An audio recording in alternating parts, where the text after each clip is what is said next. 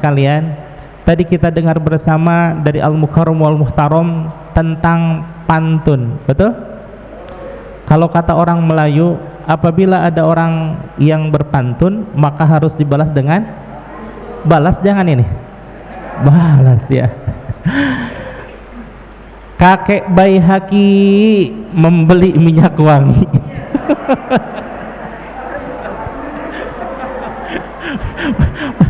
Paling kenceng kakek komennya.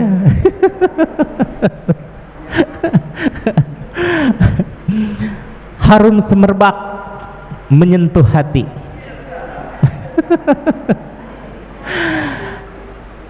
Kalau kita bisa meneladani akhlak Nabi, pasti rahmat akan berlimpah, rahmat dan ridho ilahi. Tahu aja ibu ya, karena sudah pasti kalau ridho mah ujung-ujungnya ilahi. Alhamdulillah. Kenapa sekarang pantunnya kok tentang akhlak? Dan memang ini dibetulkan oleh Allah Subhanahu wa Ta'ala di dalam hikmah yang nomor 46 ini. Syekh Ibnu Athaillah As-Sakandari menyatakan tentang sesuatu yang paling esensial di dalam diri kita, paling mendasar di dalam diri kita, paling penting di dalam diri kita. Apa itu? Apa? Akhlak. Subhanallah. Syekh Ibnu Athaillah menyatakan husnul a'mal nataiju husnul ahwal, bahwa bagusnya amal ini karena asbab bagusnya ahwal kita. Ahwal itu adalah lalaku batiniah. Lalaku batiniah ini yang ditata sedemikian rupa setelah kita mendapatkan ilmu dan bimbingan, lalu kita mengistiqomahkan dan mengikhlaskan hanya kepada Allah. Ibu, menurut ibu, istiqomah dulu apa karomah dulu? Istiqomah dulu apa karomah dulu? Alhamdulillah jawabannya salah ternyata. Dulu pun saya menyangka harus istiqomah dulu baru mendapatkan karomah. Istiqomah itu apa? Konsisten dalam melaksanakan kebaikan.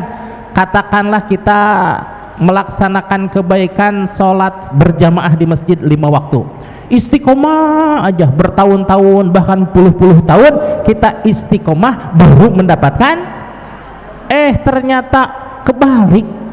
Kata guru saya, bukan istiqomah dulu tapi karomah dulu. Luar biasa ya. Siapa ini yang berfatwa?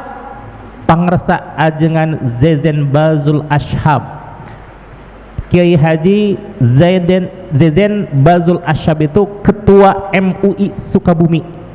Ketua MUI Sukabumi plus beliau sebagai kalau jabatan itu ahwaliyah ya, tapi yang paling urgent, paling penting di dalam jabatan beliau adalah beliau sebagai wakil talqin. Apa?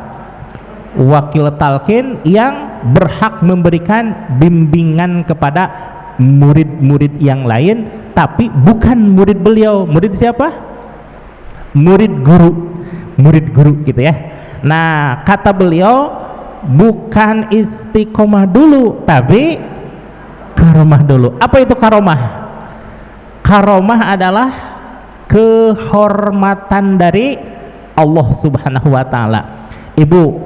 Ibu katakanlah melaksanakan sholat berjamaah di masjid. Dalam bayangan ibu kalau seandainya berjamaah di masjid biasanya tiap bulan apa cuma bulan Ramadan? Tiap bulan apa bulan Ramadan? Nah, secara umum di Indonesia ini ramainya di bulan Ramadan aja ya. Tapi kalau hari-hari biasa di rumah. Dulu pernah sampai dibahas kita ya, membahas masalah sholat berjamaah bagi perempuan. Sholat berjamaah bagi perempuan insya Allah untuk zaman sekarang 2024 yang aman dari segala gangguan, bahkan wanita berjalan sendirian aman dari gangguan laki-laki paling iseng sekalipun, betul? Nah, adapun dulu Kangjeng Nabi menyatakan sebuah hadis bahwa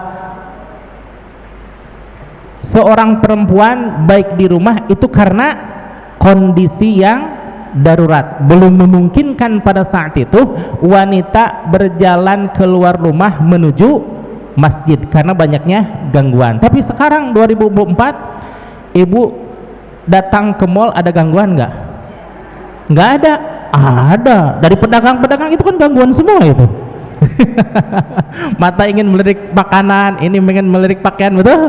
Gangguannya cuma ada di dalam pembelanjaan. Tapi dalam perjalanan ada nggak gangguan? Nggak ada. Berarti zaman sekarang insya Allah lebih baik seorang perempuan berjamaah di masjid. Nah, katakan ibu berjamaah di masjid, berjamaah di situ suatu kehormatan bukan itu? Bingung jawabannya nih. Ibu melaksanakan sholat berjamaah di masjid itu diberikan kehormatan nggak sama Allah? Diberikan, ya. Nah, setelah mendapatkan kehormatan dari Allah berupa dapat melaksanakan sholat berjamaah di masjid setiap waktu, apa yang kita laksanakan? Menjaga kehormatan tersebut secara istiqomah. Jadi istiqomah tuh istiqomah dulu apa karomah dulu? Oh, kok tadi berbeda jawabannya?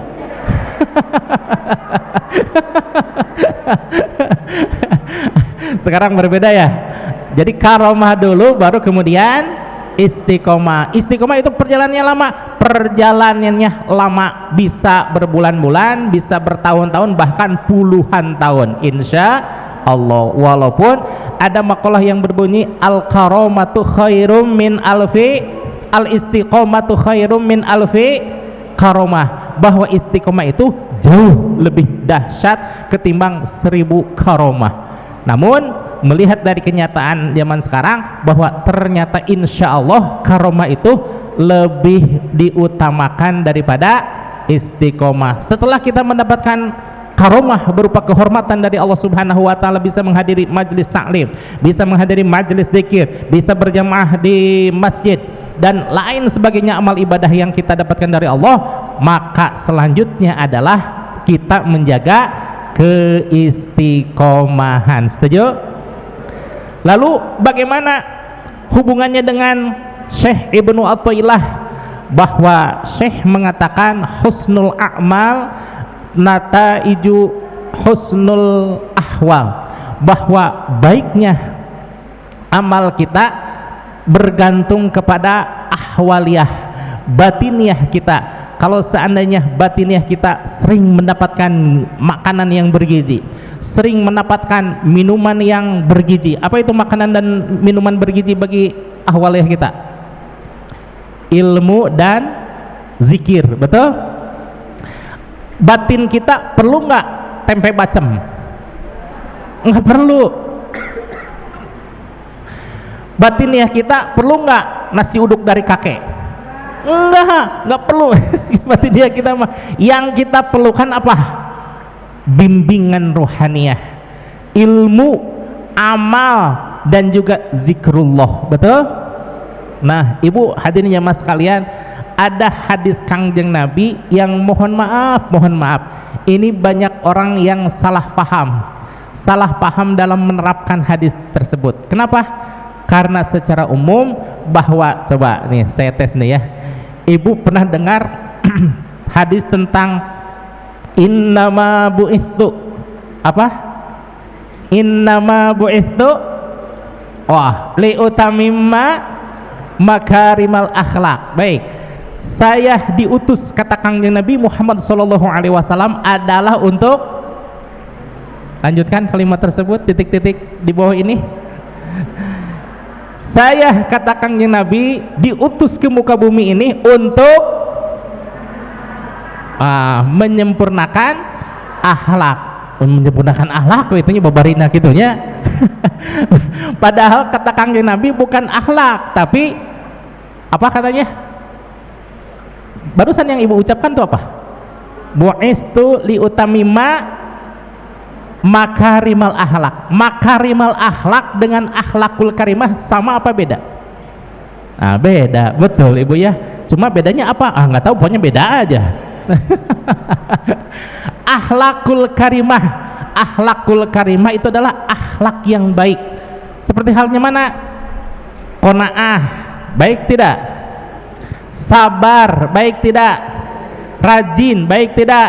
Nama juga akhlakul karimah, akhlak yang baik. Tapi makarimal akhlak, apa itu perbedaannya? Kalau akhlakul karim isim makan. Isim makan bermakna tempat keluarnya akhlak. Berarti tempat keluarnya akhlak itu apa? Halo. Tempat keluarnya akhlak apa? Qalbu, betul. Jadi tempat untuk menimbang-nimbang akhlak ini teh baik apa buruk, tempatnya di mana? Apa di dapur? Enggak, di mana? Di dalam hati. Tapi secara umum orang mengartikan makarimal akhlak, gampang nama menyempurnakan akhlak gitu ya, betul tidak? Lalu bagaimana cara Rasulullah untuk menyempurnakan akhlak? Apakah bim salah bim, abrakadabra dabraka abra? Tidak. Kenapa? Diluruskan dulu tempatnya, dibaguskan dulu tempatnya, sumbernya. Sumber keluar akhlak adalah qalbu. Coba bayangkan Ibu, kalau seandainya makhluk yang tidak memiliki hati punya akhlak tidak? Akhlak mah akhlak, tapi akhlak mah madmumah, betul? Akhlak yang tercela. Tapi kalau manusia yang dibekali oleh Allah Subhanahu wa taala perangkat hati, maka dia bisa menimbang-nimbang. Dia bisa memilih dan memilah mana akhlak yang baik dan mana akhlak yang buruk. Akhlak yang buruk kita pendam, jangan pernah dikeluarkan karena itu tidak bermanfaat sama sekali. Sementara akhlak yang baik itulah yang harus dikembangkan, bahkan terus untuk dikembangkan karena itu sangat bermanfaat dalam kehidupan sehari-hari, betul? Jadi Rasulullah itu menyempurnakan akhlak apa menyempurnakan sumber akhlak? Menyempurnakan? Belum, jawabannya hanya 3,5 orang ini. Sekali lagi, Rasul itu menyempurnakan akhlak atau menyempurnakan sumber keluarnya akhlak? Kok beda sekarang jawabannya?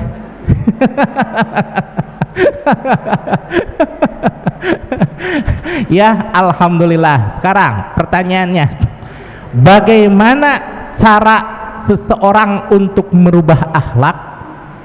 Ibu tahu nggak siapa orang yang paling bagus akhlaknya, paling tinggi imannya, paling tinggi ilmunya setelah Rasulullah Shallallahu Alaihi Wasallam? Siapa? Siapa?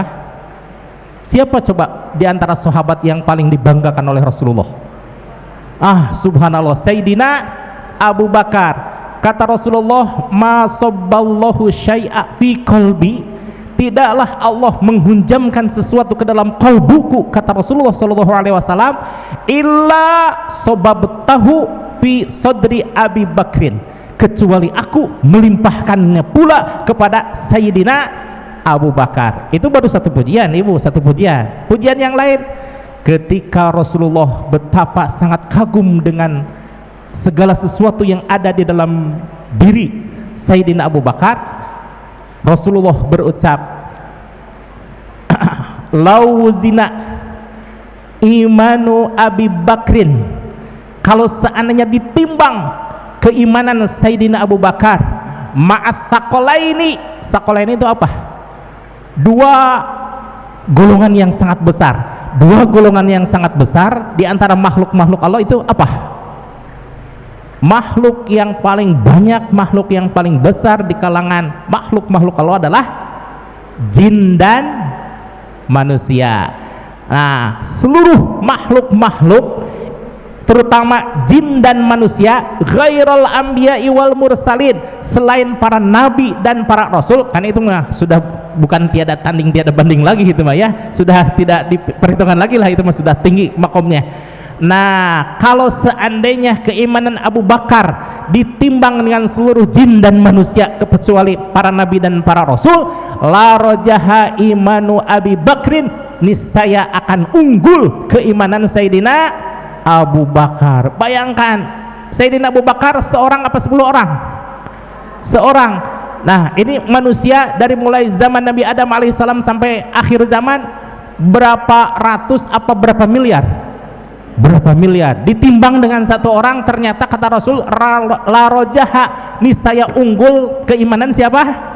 Sayyidina Abu Bakar. Dulu ibu ya, dulu ketika saya SD, ketika saya SMP, sering mendengar para dai, para khatib, para mubalik, para ustadz menyampaikan, keimanan Abu Bakar ibu dan bapak paling unggul, paling hebat, paling dahsyat, tapi tidak pernah menyebutkan apa yang menjadi asbab Sayyidina Abu Bakar bisa memiliki keunggulan seperti itu.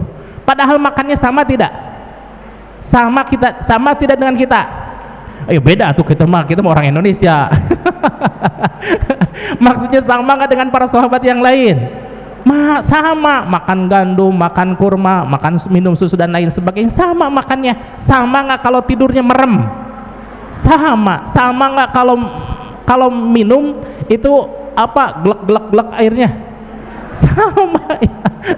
Sama, tapi ada yang satu membedakan, subhanallah. Apa itu? Perhatikan di sini. Sanjungan Rasulullah Shallallahu Alaihi Wasallam kepada Sayyidina Abu Bakar adalah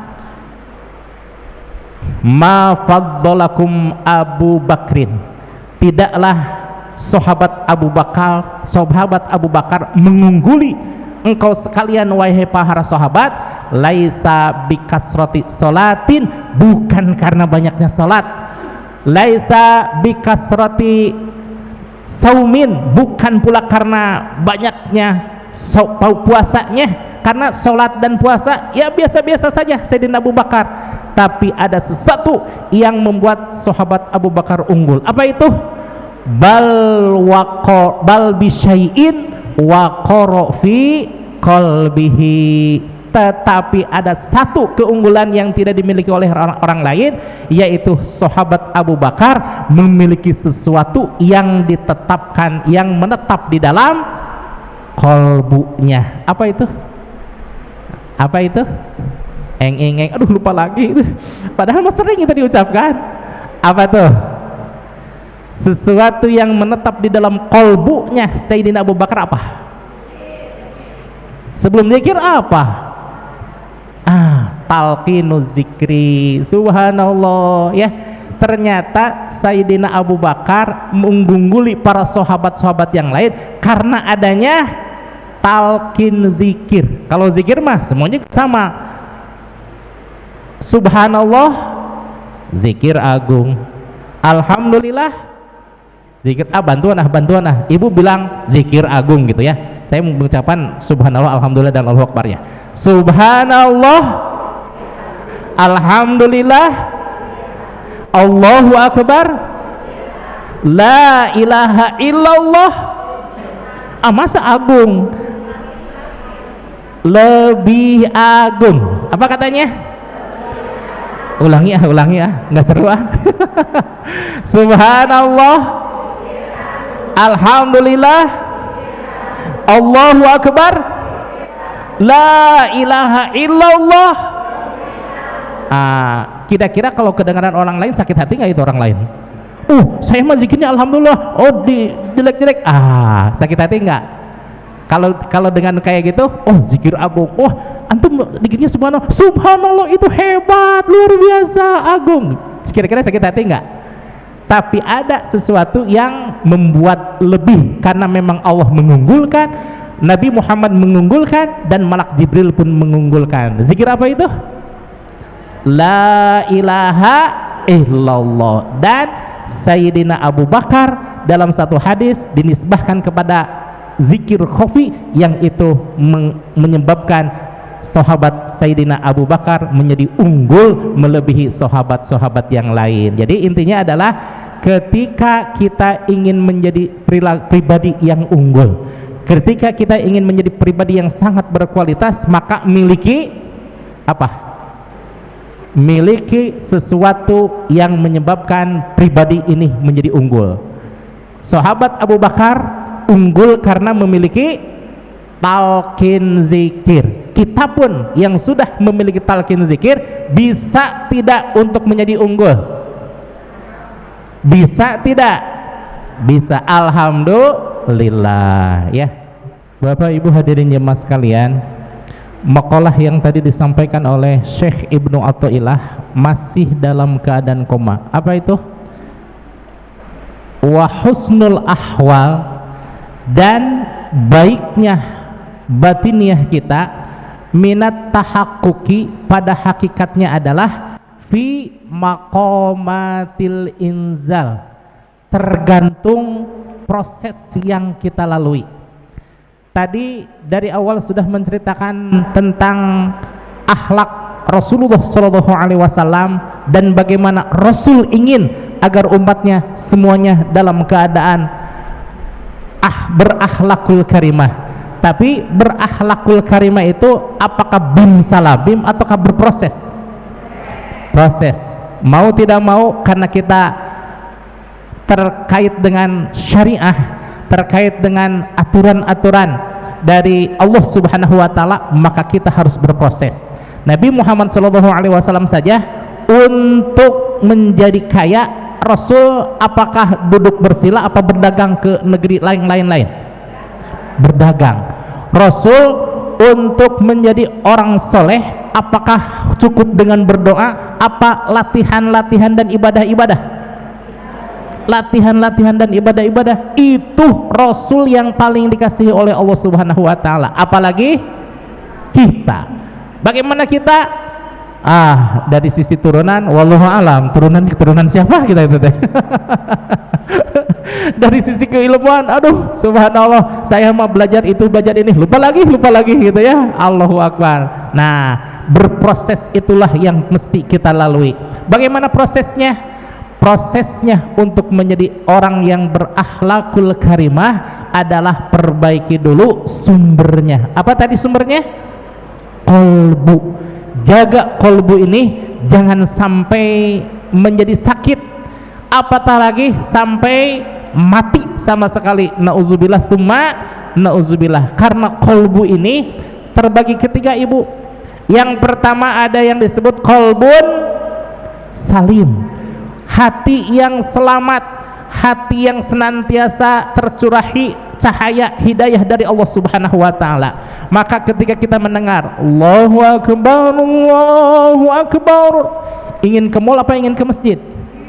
Ke mall, ke masjid dong ya. Nama juga qalbun salim, hati yang selamat, hati yang bersih, hati yang selalu tersinari pancaran cahaya ilahi. Yang kedua, ada grade-nya lebih turun lagi ini. Apa itu? Qalbun marid, hati yang sakit. Orang sakit gimana, Ibu? Dikasih makan, kasih minum, kasih ada kesempatan untuk belajar, segala macam, aja gitu ya, tanpa ada keinginan untuk melalui proses dan menjadi orang yang lebih baik. Namanya juga orang sakit gitu ya.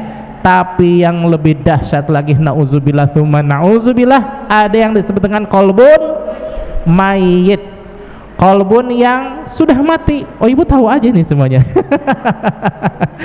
Luar biasa. Kolbun mayit, kolbu yang sudah mati. Kolbu yang sudah mati ini tidak pernah terpengaruh dengan kebaikan sama sekali, karena sudah hilang aja keinginan itu. Lebih parah lagi daripada orang yang sakit. Namanya juga orang mati, dia ngapain juga nggak akan ngaruh, betul ya. Tapi subhanallah, ada teknik-teknik tertentu supaya Allah menghidupkan kolbu yang sudah marid, apatah lagi kolbu yang sudah mayit sekalipun. Tapi insya Allah kita mah kolbun salim, betul ya. Dilihat dari wajah-wajahnya semuanya bercahaya ini, subhanallah ya.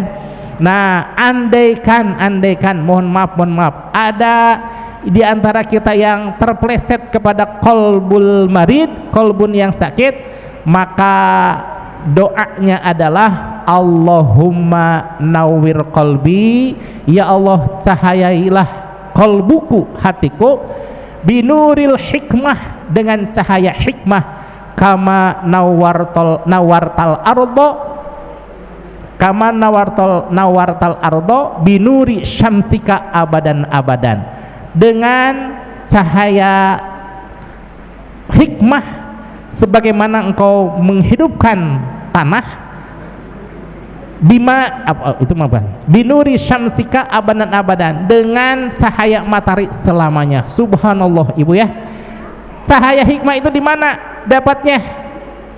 Kalau tidak majelis taklim ya majelis zikir. Kalau tidak majelis zikir ya majelis taklim. Kalau tidak majelis taklim ya majelis duha. Karena majelis duha ini ada taklim dan ada zikrullahnya. Coba ibu kalau taklim ya, ibu taklim, emang karakter ilmu itu long life education, betul? Berapa lama belajar kita taklim? Selamanya, subhanallah, seumur hidup. Tapi kalau majelis zikir bagaimana? Hanya satu kali cukup ya, satu kali cukup proses talqin, tapi zikirnya berkali-kali, walaupun yang dizikirkan itu lagi. Itulah yang namanya istiqomah, betul ya? Nah, dulu pernah saya ibaratkan kalau majelis taklim itu ketika diingat hanya sekitar 50%, kemudian yang difahami dari 50% itu menjadi 25% lah, bolehlah 25%. Kemudian setelah diingat, dipahami dan diamalkan berapa persen dari 25% itu? Bolehlah 10 ya, 10%. Yang diistiqomahkan dari 10% itu berapa? 5%-nya. Yang diikhlaskan, sudah istiqomah, ikhlas lagi. Ini paling mentok, ini amalan yang paling mentok. Yang diikhlaskan berapa persennya? Makin kecil ya. Coba kalau majelis zikir, kita dari tahun jebot lah katanya ya, tahun jebot menerima amalan zikir itu lagi, hanya itu aja. Sampai kemarin kita berzikir apa? Dari berdirinya ini majelis duha ketika bulan Rabiul Awal tahun yang lalu Bu ya, zikirnya kita menggunakan zikir sholat duha dan sholat tasbih. Tadi mengamalkan apa itu tadi? Duha, dan bulan lalu mengamalkan apa? Sama. Bulan yang pertengahan sama. Berarti berapa persennya itu? 100%. Bagus mana antara majelis taklim dengan majelis zikir? Ini perbedaannya ibu ya, subhanallah. Tapi tetap kita harus seimbang antara majelis taklim dengan majelis zikir. Maka saya padukan menjadi majelis duha, dalam artian kajiannya ada dan juga zikirnya ada, sehingga insya Allah dengan memadukan kekuatan majelis taklim dan majelis zikir, sehingga emotional quotient kita, kemudian intellectual quotient kita, dan juga spiritual quotient kita seimbang antara dunia dan akhirat, sehingga menghasilkan orang-orang yang sa'idun fid dunya wa sa'idun fil akhirah. Bapak Ibu hadirin jamaah sekalian, bahwa untuk menjadi orang baik kita sudah tahu tracknya, sudah tahu jalurnya. Oh, pertama, mau tidak mau sebagaimana Sayyidina Ali, inna aliyan sa'alan nabiyya sallallahu alaihi wasallam, sesungguhnya Sayyidina Ali karramallahu wajhah sudah memohon kepada Nabi Muhammad sallallahu alaihi wasallam an thalathati asya'a, tentang 3 perkara. Ya Rasulullah, dulluni ala aqrabit turuk, wahai Rasul, tunjukkan kepada saya mana jalan yang terdekat menuju Allah. Apa katanya Bu? Mana jalan terdekat ya. Yang kedua, wa ashaliha ala ibadihi, yang paling ringan bagi para pengamalnya, bagi yang melaksanakan ibadahnya. Yang ketiga, wa afdoliha indallah, yang paling utama di hadapan Allah. Bagaimana cara permohonan Sayyidina Ali? Pertama, aduh lupa lagi ini. Yang paling dekat, yang kedua yang paling ringan, yang ketiga yang paling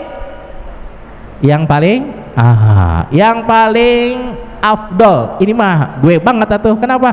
Ini mah buat saya yang paling malas.